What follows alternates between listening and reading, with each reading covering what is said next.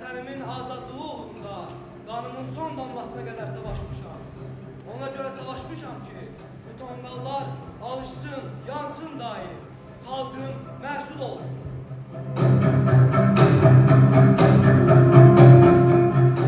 Mən də Bakı xanı, sevgili xanalara, şəhərimin hər zaman rifah, bolluk içində olmasını arzulayıram.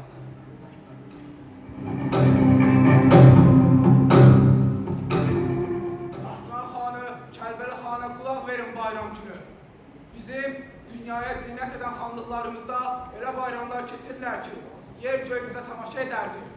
Bizdən sonraki nəsillər də bu tonqalın istisində isinəcək, ətrafında yığışıb birlik olacaqlar.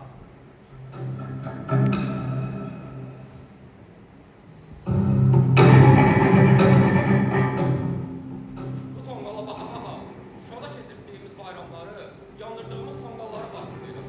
Vətənimizin başından çox qara yeylər əsəcək, amma gələcək nəsillər bu qara yeylər qovacaq. Öz dəmir qurğuyla düşmənin başını əzəcək. Bu xalqın böyük oğulları vətənimizin səması üzərindən qara buludları yox edəcək. Şuşamız, Azərbaycanımız dünyaya səs salacaq.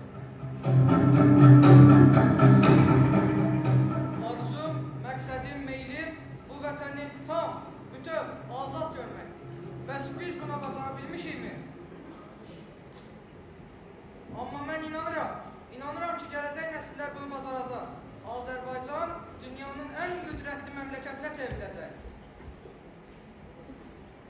Mən bu qədim, bu ulu dövlətin xanıyam. 18-ci əsrin ortalarında bir Mehdi xan tərəfindən əsası qoyulan İrəvan xanlığı Azərbaycanın döyülən ürəyidir. İrəvan xanlığı bizim ayrılmaz hissəmiz, vətənimizdir.